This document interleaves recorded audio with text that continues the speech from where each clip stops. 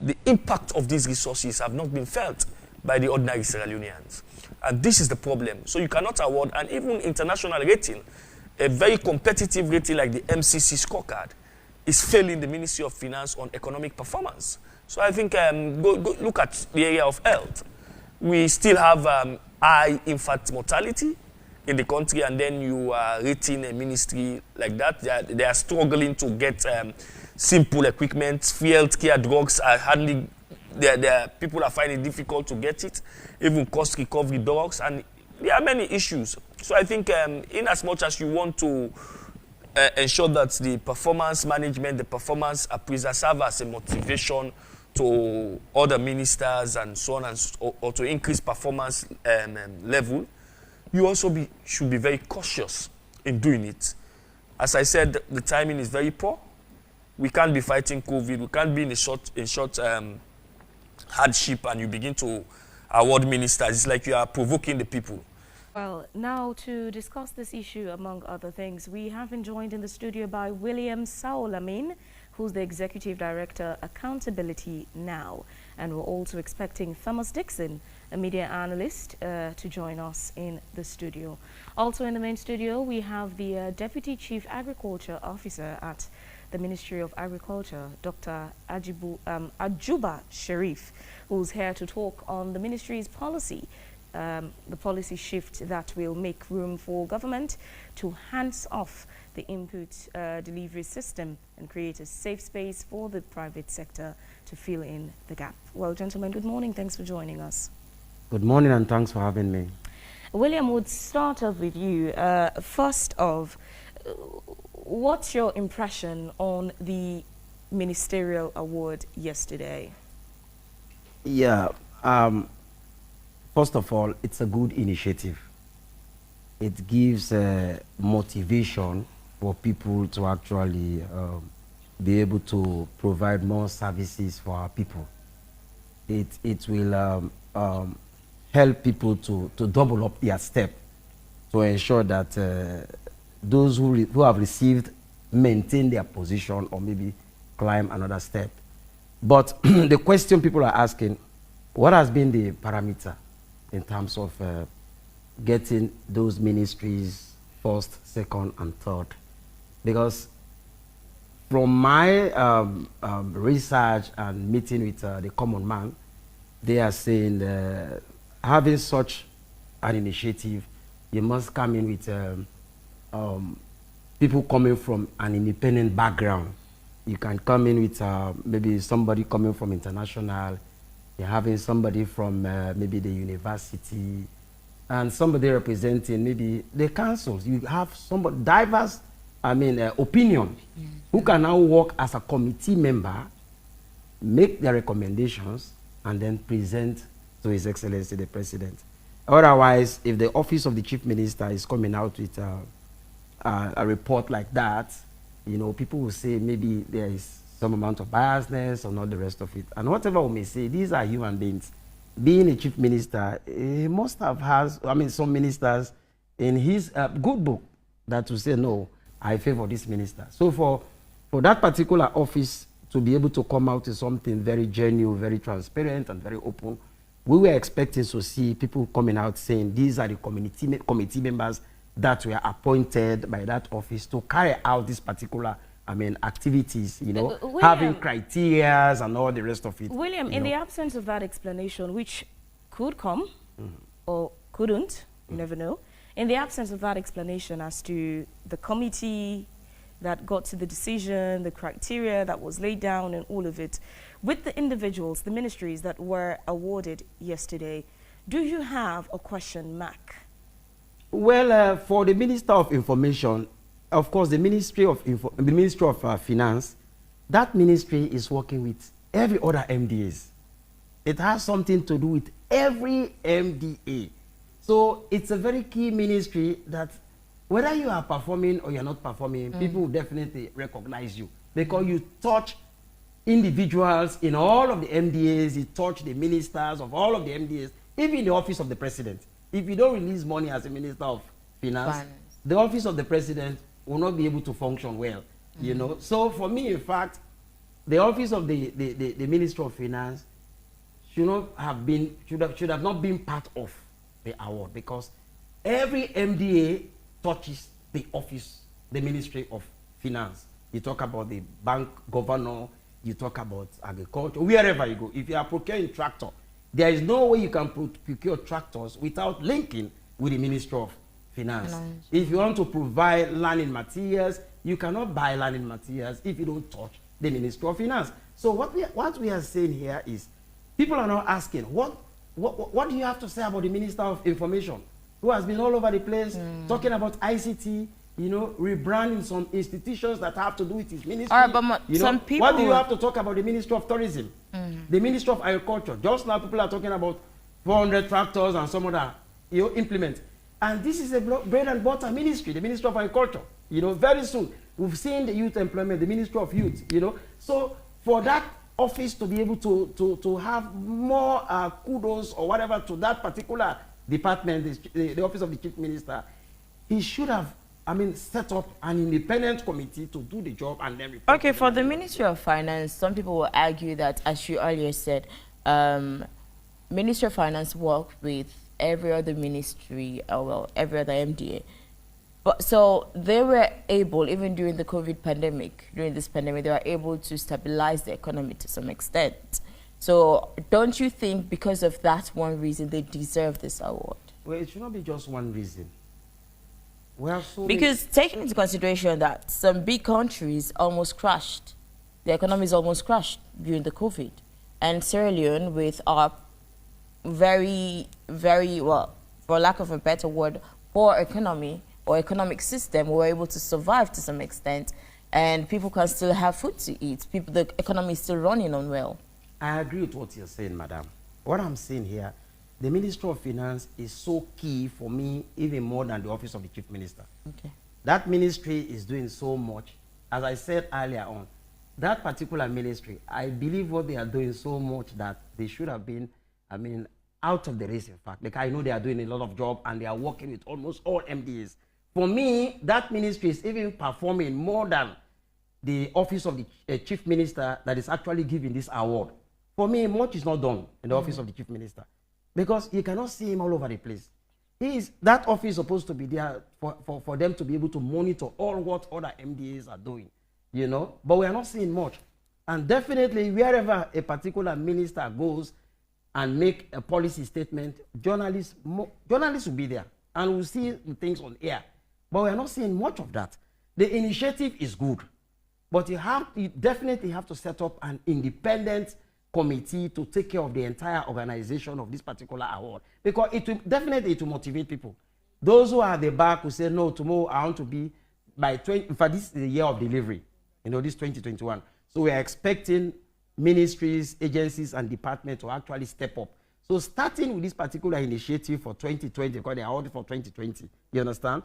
I believe for this 2021, there's going to be more tension, because everybody would love to be within that first three category of MDAs. So what's the submission that you're making? Okay. Luckily, we've been joined also by Thomas Dixon, a media analyst who's now in Studio 2. Dixon, good morning, and thank you for joining us. Thank you very much. First off, I'd like to pick your opinion on this. So we have to be guided that it's for the year 2020, not the year 2021. So these ministers have been awarded. During the process, there has been no clear explanation as to the laid down criteria, how these people got to be the awardees, and, whichever committee it was that made the decision. In the absence of all that, what's your opinion? I think the issue of performance management with regards to senior government, senior civil servants and ministers started in the last administration, wherein performance contracts are being signed and then ministers are rated. What is our concern is the fact that these indicators we are never made known to the public. Of course, we don't want to know the results, but we should know the process, the indicators, the assessment scorecards upon which these ministers were rated. And for me, I think the whole issue of performance management is very good for governance delivery. efficient and effective delivery. But it is when those criteria, those indicators are made known to the public and the public understand that A, B, C, and D are what they are using to assess our ministers, then we will also be able to participate in the process. Mark you, the president is serving the people of this country based on Section 5 of the 1991 Constitution, and all other ministers serving at his behest, they are doing so, they are serving the people of this country, and therefore we gave them job. We should be able to know the indicators upon which these performance have been made. In this case, Dixon, you know, the performance contract was there before now, and that performance contract helps to keep track of all MDAs, to check, we laughed at it, their report card, to see how they're performing, who's best performed, who's least performed, who isn't performing at all, to guide perhaps in cabinet reshuffles and so on. In the absence of that now, we see, I don't know, it could be a replacement still. The details around this are scanty, as we've not heard so much from the chief minister or even the office of the president on whether or not this is going to be replacing the performance contract and so on. But as it is right now, especially when we oftentimes see a cabinet reshuffle, do you think the performance contract would have made much more sense than awarding a couple of ministers? Well, I think the performance assessment is based on a performance contract that was signed in 2019 with those ministers. And it is based on that they are being assessed and they are given awards. My concern is somebody was talking about the office of the chief minister. For some of us who believe that that office has not been able to handle the affairs for which they are delegated to do.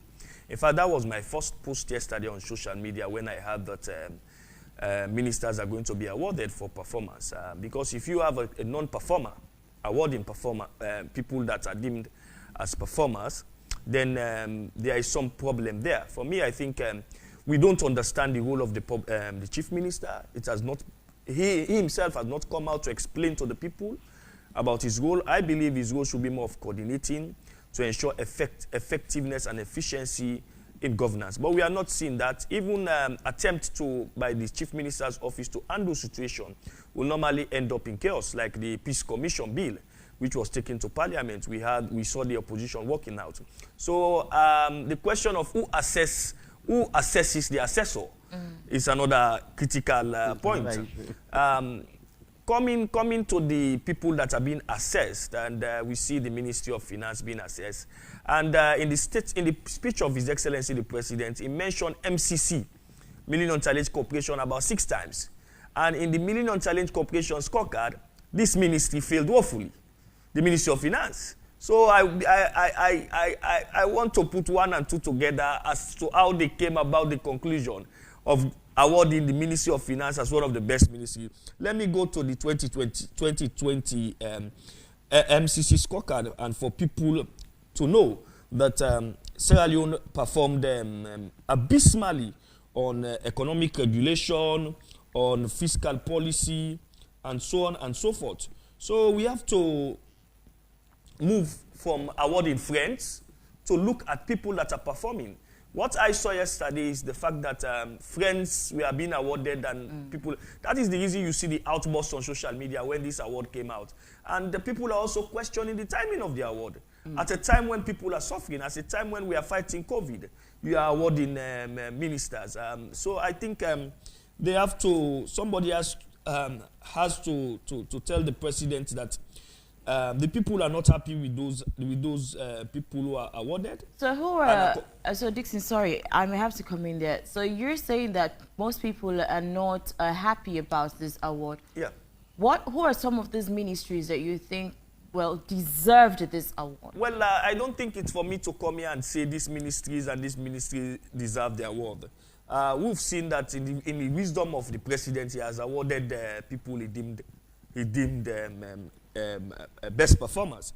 As I was talking about. If you say you can't say who deserved the award, but in your own opinion, who do you think that would have? I don't think my opinion. I don't think my opinion is matter here.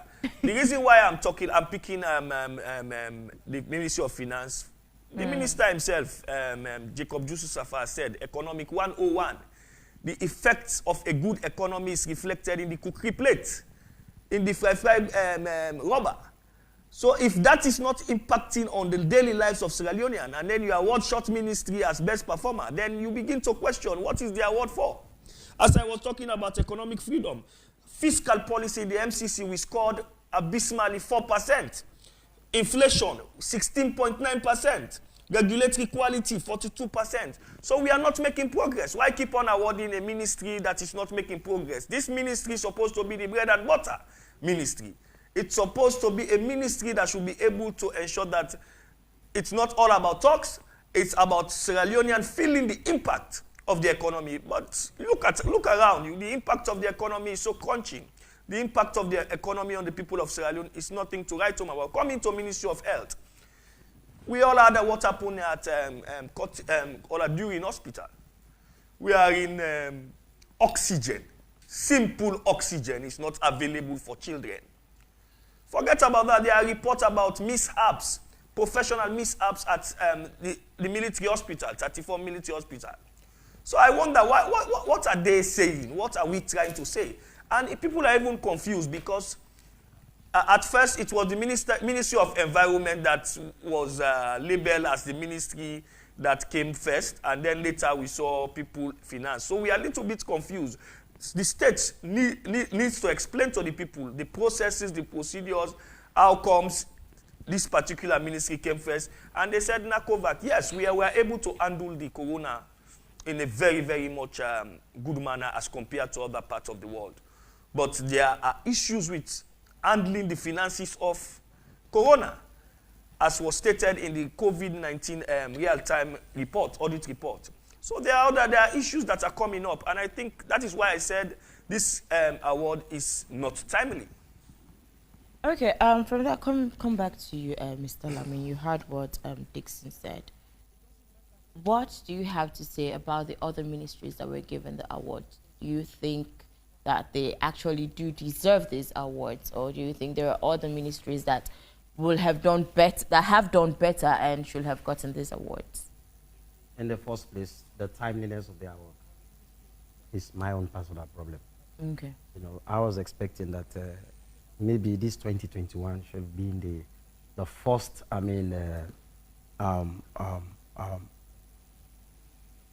year to actually look at the performance, and then the audio, and at the end of the day have an award for MDAs, because there has been a lot of problems in 2020 in terms of the audit report and so on and so forth.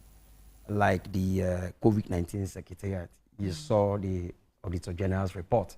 It was clearly that a lot of malpractices actually took place in the COVID-19. So if such a report is coming from a reputable government institution against that particular institution, then that institution is given an award. People will start to question. Whatever we are saying here, we are not saying it because we have the opportunity to be here, but we're saying it because we've been able to go around. We went to the attire base, you get to the ports, to the common man, and ask them question. X and Z has taken place yesterday. What is your take on this? And then their feedback is what exactly we are giving back to the general public. You talk about the Ministry of Education. Yes, the president has pronounced the free quality education, but there are still a lot of challenges. You see, so many challenges still. When you get to the schools, even the issue about hygiene is a problem. Within this COVID-19, some schools do not even have a functioning toilet. They don't have water. You see children walking 3-4 miles for them to be able to fetch water, to the school for them to be able to drink, clean water. These are all challenges. So if you are awarding such a ministry, awards should be held only when we have a perfect state of affairs? Yes, definitely, because there is no way. Is that possible? Yeah, it is very difficult for you to be able to ascertain a particular ministry that has actually performed when there is a crisis or a situation like this, more especially when we are talking about COVID-19. It is very difficult. Otherwise, somebody else will say, what do you have to talk about the tourism minister? We saw a lot of job from 2019 getting down to 2020, moving here and there, working with musicians, ensuring that we have, you go to the beach now, whatever you may say, there is some amount of improvement in the tourism sector, you know. The Ministry of Information, the Ministry of Agriculture, all of these other ministries. You have something to point at that you can say, yes, they have done something. So people start to question. And if the office of the chief minister do not have to have a blame or whatever, they can set the pace. They can appoint committee and all the rest of that and leave the job in the hands of an independent committee to actually probe into these ministries, agencies, and departments, and then be able to give their all. So at the end of the day, they will not say the office of the vice president. Because people are even questioning the office of the vice president, that office is not even performing. Some people are even saying that the president should close the office of the chief minister, you know, because there is nothing to talk about. He is supposed to regulate the ministers. He is supposed to monitor. You go to between number 2 to Toke. Short, very, very short distance. Up to this time, the work has not been completed. You know, he should be there to monitor. Maybe to just spend 10 or 20% of the working hours in the office. He needs to go out and monitor what the ministers are doing and assess them. But if you're in the office for the rest of the day and then assessing people, people will start asking questions. Now let's move over to Dr. Ajuba Sharif here this morning to talk about the Ministry of Agriculture's policy shift, which promises to make room for the private sector to fill in the gap, correct? Dr. Sharif, thanks for joining us again this morning. Now let's talk about the policy shift. To some people, this is the first time they're hearing about the Ministry of Agriculture's policy shift.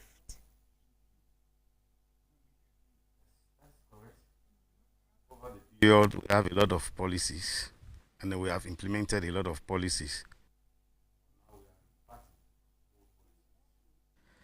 Bid to actually deliver, it's a new strategy. So, talking about delivery, we are now in full gear. And by so doing, we have to engage and also adapt and also popularize those policies. That's what we call the policy shifts. We are shifting from what we have been doing to a new shift that we create the enabling environment for the private sector, the states and non-state actors, the farmers, so that we can go into massive production. All right, so tell us more about that. We have 3 policy shifts. One has to do with mechanization. Over the period, the years, we have been doing a lot of work in the Ministry of Agriculture, our farmers, but they have been using hand tools. And with the use of hand tools, shovels, hoes, machetes will not actually increase the area under production, given the population growth.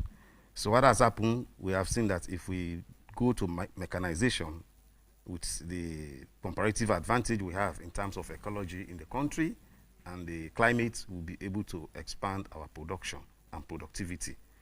So that's policy shift number 1. We have brought in a lot of machines, a total of 410 assorted machines of tractors, power tillers, and harvesters, combined harvesters. So the farming is going to be mechanized. So this time around, we used to give these tractors to community-based organizations, master farmers, but this time around, no, it is going to be in the machinery at every district so that all the farmers will have access to the machines for their operations. So that's policy shift number 1. Okay. Policy shift number 2. Number 2 has to do with input distribution. In the Ministry of Agriculture, a government, we should not be seen every year distributing fertilizers, seeds to farmers. There's a lot of problem with all of those. So what we are doing now, we are going back to the private sector, the agro dealers. We are introducing what is known as the input voucher distribution.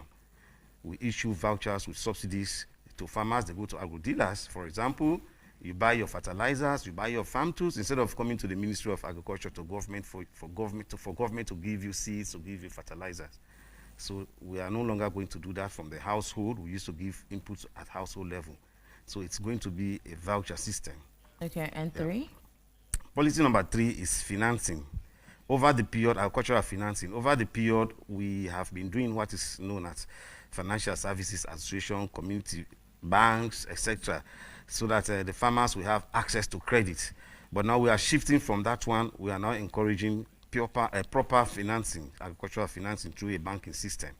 So what has happened, the Ministry of Finance, the Ministry of Agriculture and Bank of Sierra Leone, they have actually refinanced a certain amount that's to help the private sector to follow all of these operations in terms of the machinery and in terms of the input voucher system.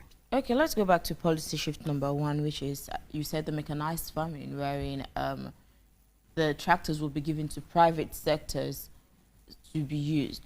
On this, I understand that, okay, so how will the poor people, the grassroots, the last person in the village, how will they benefit from this? Because if these tractors are given to a private institution or a private company, then definitely they have to pay to be able to use it. So how can people that cannot afford it, how can they make use of this facility? That's a good question, and we have done a lot of sensitizations, we have done a lot of consultations, right from the State House, parliamentarians, the private sector, to the farmers. In fact, that's why we are moving with the media to actually see for themselves and to hear from the farmers. The popular request was that if we have machines, we'll be able to afford and pay for the machine operations. But now we are ready, there are no machines, so therefore we can't operate. And then also for every policy shift, there is going to be a shock. We do realize that the most vulnerable groups we are talking about, we have a shock. But there is another policy option to take care of that shock. That is to say, we also have with our projects, we have what is known as the pro-poor approach. We are still at the household level. We are not moving completely. It has to come in drip, you know. That's what we are doing, so that we'll be able to have a policy option to capture the vulnerable groups. Talking about vulnerable groups, I'm still concerned because I'll ask this question again. The last person in the village, the last member of these vulnerable groups, may not be able to afford a tractor. If it's given as a community-based something, then they'll be able to go to the chief or wherever it is being given to be able to make use of it. But I ask again, privatizing this thing, do you think it's a very good idea? Sure. We have the smallholder farmers. Like I have mentioned, it's a two-track approach. We do recognize the shock. But now we want to see the medium and large farmers to actually go into large-scale production. It's a model that we have tried during the COVID response. We tried that one. We have seen the results are very positive. We saw increase in area under cultivation and even the productivity. Yes, we have seen that, and now currently we are assessing all of this level. So our projects are there. The projects are taking care of these vulnerable. For example, they are giving 1 hectare per household, you know, so in terms of IVS, in terms of tree crops. So for now, for the government, we are shifting a bit to encourage the private sector, to encourage farmers, to capacitate those farmers that can do 5 hectares, 10 hectares, 20 hectares and above. Once we increase the area under cultivation, we are bound to increase production and productivity. Dr. Sharif, I'm curious about how did the Ministry of Agriculture arrive at this decision? With whom was it in consultation? The consultation was held at all levels. We started with our farmers. We did community stakeholder engagement, and then we also went to the level of the parliamentarians, and then also to the level of our donors and implementing partners. We have engaged them, and then also at the State House we have engaged the Office of the President, and then we have discussed this, and also we have discussed it at international level. We have seen how this model has worked in Nigeria, for example. We've done a lot of Zoom meetings with all over African countries where they have introduced this model. So we believe this is a trial, it's a pilot. Let's see what comes out of it, but we are very hopeful that do something different and get a very good result. So according to the ministry, this model promises to be successful. But again, it says that the government, the Ministry of Agriculture seeks to get the government hands off in order to enable the private sector to take charge. Now, with the equipment, the farm equipment you would be providing to the private sector, what would be the terms and conditions, especially if the ministry is going to hands off? Well, the ministry is going to be a regulatory body, so I don't know what's hands off. Based on our mandatory statutory mandates, yes, we are not going to hands off. we will still regulate and we will still offer our technical backstopping. Our extension services will be there, our facilities will be there, you know. We have just completed our asset mapping to make sure that those tractors are housed in our facilities so that the private sector will not find it difficult. And also, we will be embarking next week on the farmers registration with the NCRA and the youth ministry, so that we can actually capture the farmers in our system so that they will have unique identifiers so that we'll be able to use the input voucher. Okay. And for this year, the condition is a kind of government is creating an enabling environment for the private sector to buy in. It's going to be a grace period in terms of returns, yes. So that's what it's clear in the expression of interests. It's all over. People have started buying their bids, and bid opening will be next week. At this point, do you have you mapped out a plan as to how it's going to roll out? You providing these farm equipment to the private sector, have you mapped out a plan as to how the beneficiaries, which are the farmers themselves, can also tap into accessing these farm equipment from the private sector? Is there a structured plan around that already? Very well. We have the location of the machineries. It's going to be accessible in every district. From there, they will be distributed to areas of comparative advantage where the tractors will work. Okay? And secondly, there is what we call a business plan that is now being developed by the private sector. Yes, that one will be evaluated very shortly next week to see how their strategy is. And they will be there to regulate. Okay. Take us through the process of the private sector handling these tractors.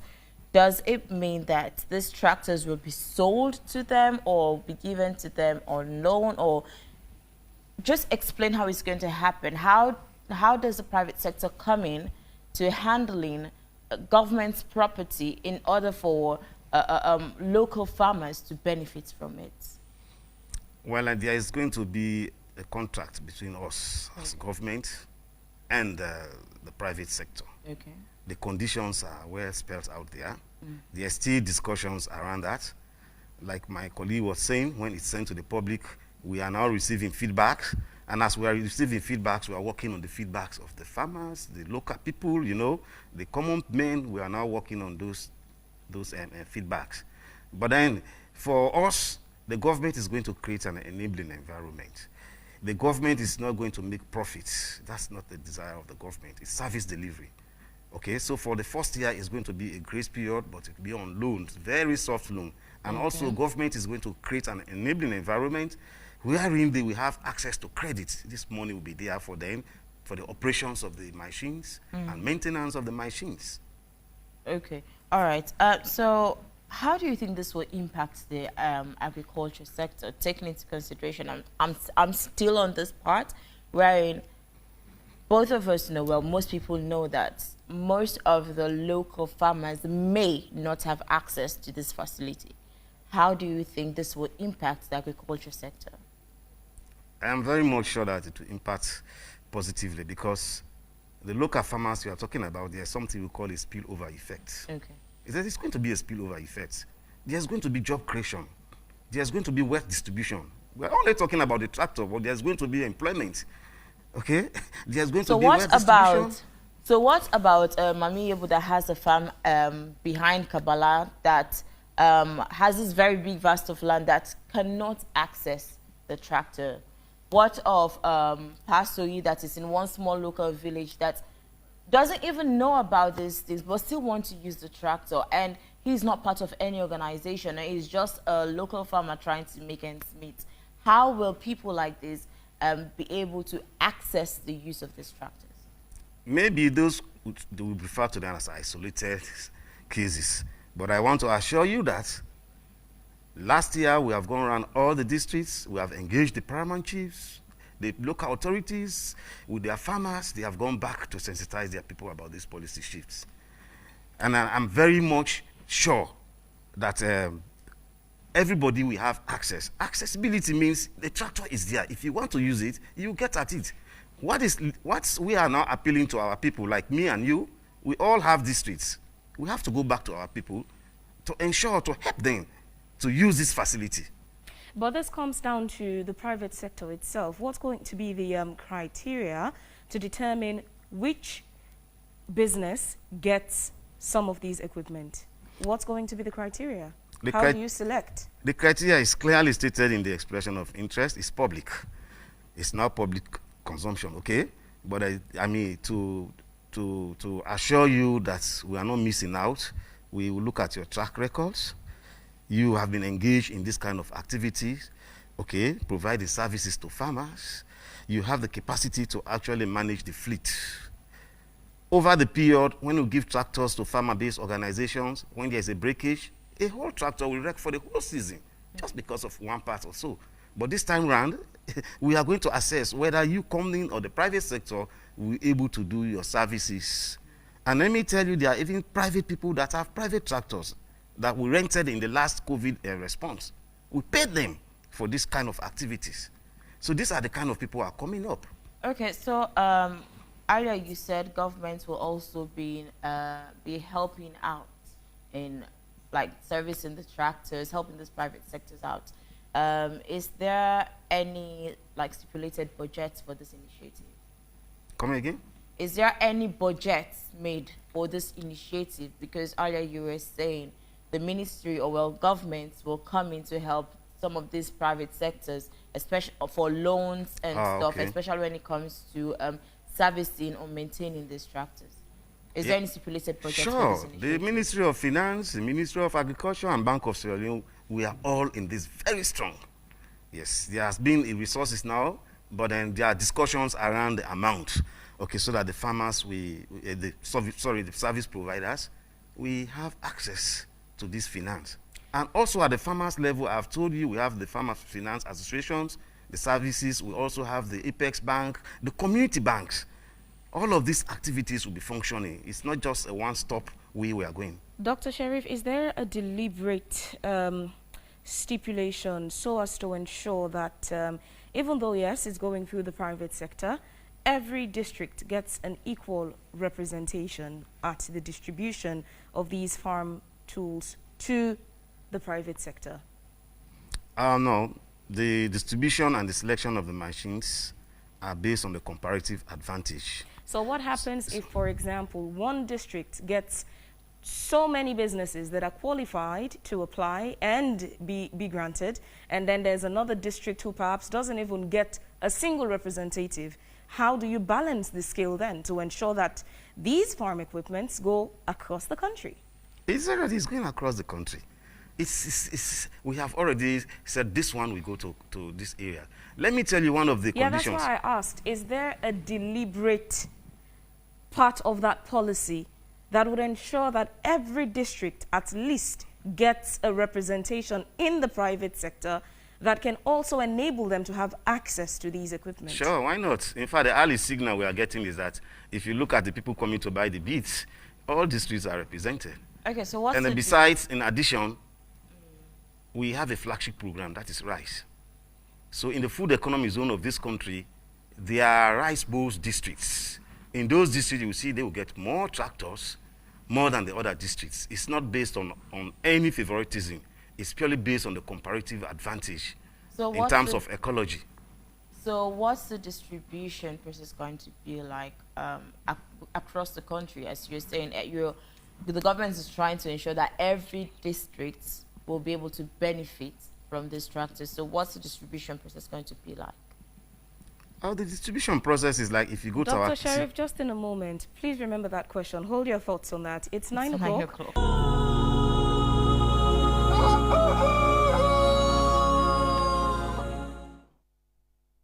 Welcome back. The program is Wake Up Sierra Leone Africa Young Voices Television. And still with us, we have Ajuba from Ministry of Agriculture, and he's here to talk about the ministry's policy shifts. And we also have Thomas Dixon and William Saul-Lamin. Civil society. From civil society. And they're also here to talk about, well, the ministerial awards that were given yesterday at State House. Come back to you, Ajuba. I was asking, what is the distribution process going to be like for these tractors? Because even though we know bids will be coming from all around the country, but how are you going to distribute these tractors in order to ensure that every district benefits from this? Thank you very much. Our initial plan was to have 7 locations, and that was sent to the public. Now we have a popular cry that, oh, it should be at district-based level. So we listen to the people. Now our latest plan is to have the distribution at district level. Initially, we have combined districts based on their comparative advantage and cluster them. For example, we have Tomabun, Bo and Moyamba, Kailan and Kenema, Tonkolili and Kono, Bombali and Karine, Port Loko and Cambia Western Area, Kwenadugu and Falaba. But then because of the public response, now to make it more accessible, we are now going to at the district level. Yesterday, we have sent an alert message to the district councils, the police, and also our district agricultural officers to prepare to receive the tractors for their safety and safekeeping in our facilities. Okay. With that, let me ask about, the last time we heard about this $54 million project. I think that was in Port Loko. How far is that project now? The feasibility study is on course. They've taken the geographic location, they've done the survey, and then the investors are still in country working with our engineers, and they are going to work with the cropping calendar. The project is going to be implemented this year. Okay. And the projects will be on? Rice production. All right. Talking about, sorry about that, Vivian, please. Cambia and Pujang, they stand out in terms of rice production. Why not Cambia and Pujang? Why Port Loko, which most people know doesn't do much when it comes to rice production? No, Port Loko has the potential. In fact, that's where in the Lokomasama, that's where in fact the 54 million project is going to be based. Okay. Yes, they have the riverine, they have the boli. They also have some part of the mangrove, which is highly productive. Okay, so will we be seeing more of these projects coming up in around the country in order for us, because you can't have rice just coming from one place. What if for other areas within the country, other districts that also have the potential? Will we see projects like this springing up from these for these districts? Sure. In fact, we are just designing a project for the Bond district to engage the Tomabun, the Yobeko, and the Bundapi. We know that's a rice bowl. It used to be rice was exported from that zone. We are in technical design of the project with the African Development Bank. Okay. There's a question on Facebook, a point by Ronald Beresford George Stone that catches my attention. It says, if foreign experts are not involved to run the process, I'm afraid we will be flogging a dead horse, because most of our rural farmers don't have the skills in running or maintaining these machines. Make sure we get experts who have the relevant skills. Don't put round pegs in square holes. So that's another key point. The machines, how capacitated are the farmers to operate these machines? Is it something they can operate, or do we have people in the country who would be operating these machines for them at the farms?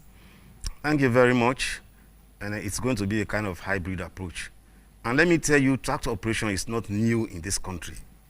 We are only saying now, let us intensify. We have Jala University College. They have trained tractor operators over the period, supported by the Ministry of Agriculture. We also have the Winjin, the Chinese, who have a lot of tractors and equipment skills. We also have the local Phoenix. We are going to take into consideration the local content as well as the international where applicable. That's why I said we are going to have a hybrid approach to see that this works. But it still doesn't speak to whether or not the farmers are well capacitated to operate these machines, or whether or not we do have people in the country that can operate these machines for them at the farms. We are not expecting the farmers to directly operate the machines. So who would then operate the machines? They are operators. This was what I've just said. They are operators. We have a pool of operators in the country. And then we also are going to provide what is known as service centers that will be servicing. We have mechanics, we have engineers as a government, as a ministry. That's why I said we are not going to be hands off. We'll be offering our extension, and extension is a big language, it's a technical one. We'll be with them throughout. So for the interest rates with the farmers, it's something they've been complaining about. Access to these facilities, the interest rates become too high for them to keep up with. So it comes back to what's the plan in the pipeline for them to access this, especially now when it's not coming, it's not between the farmers and the government, but between the farmers and the private sector. The interest rate that stands a chance to frustrate the farmers and turn them away from even going for these equipment or even going further to expand their farming activities. How is this being addressed in the policy? There is a discussion around the interest rate. We are hoping that we'll bring it back down to 1 digit, but I will not say it outrightly here now, but there are discussions between Bank of Sierra Leone, Ministry of Finance, and Ministry of Agriculture. But we are very hopeful that we will land safely. Okay. Continue to stay with us. Let's come over to you, Sayo Lamina and Thomas Dixon. There are a lot of messages that came in from viewers on Facebook for this awards, and someone was saying, Ronald also said, the proof is in the pudding. The proof in the pudding is in the eating. The government's lenses say they have delivered as promised. What say you, the electorate? Are they right or not? Let's hear what you take, because we all want a better and developed Sierra Leone. And also, okay, sorry. There are a lot of messages, and there are some that I can't read out. Also, Ronald said one important way out of the economic downfall is allowing foreign investors in Sierra Leone, since we don't have Sierra Leoneans with the financial clout. Why hasn't there been any reputable company plying agriculture, fishing, building an infrastructure and creating jobs and for the unemployed? Where are the signs of them coming? Mystic is saying, I'm still in doubt the criteria for the president used to rate the Ministry of Basic Education and the Ministry of Finance when thousands of teachers have not been approved without receiving salaries for a year now. As of Finance Ministry, the bread and butter issue is yet to be addressed, but things are getting harder every day. Paul Kanu also says the award of the Ministry of Finance shouldn't come as a surprise, because it's the ministry that's coordinating the looting of limited state resources, disbursing without parliamentary approval. And Mr. Kamara says, for me, the award should have gone to the Tourism Ministry, Energy and Basic Education Ministry. And Musa Conte is saying, does government really supposed to come up with the awards with such poor performances by the government? But there are lots of messages here. Some actually approve of the awards. Some are asking why some of these ministries were given these awards. And, well, this other person says the Ministry of Tourism and Energy, that is Musa Kamara, and also Basic Education Ministry should have been given this award. What do you think? Well, I was not part of the appointment committee or selection committee. So was there a selection committee in the first place? Yeah, it was not, because looking at the screen, we've not received any message from a particular individual saying I'm the chairperson of the committee. And so we, the committee members, did X, Y, Z. You know, nothing has come out from that. So it's like the chief minister by himself just decided to, appoint or select people that these are the award winners, you know. Well, it's kudos to them. We want to say congratulations to them, those who have been appointed. But going forward, for this 2021, we are advising as civil society, we are giving our own advice, getting views from the general public, that we should have an independent committee appointed by the office of the chief minister. So that committee can come in now with criteria and all the rest of it, for them to be able to pronounce the best performing ministers than just coming from the chief minister, you know, because people are crying all over the place that it's not a fair game. You have people talking about energy, you know, people talking about the tourism sector, you know, and all of that. So you have to make things like this, more especially something that is national, you know. You have to ensure that you have accountability, transparency, and all of that. So at the end of the day, even those who have been appointed, who have been awarded, can now be proud of their plaque or their certificate or whatever, you know, instead of people bashing at them.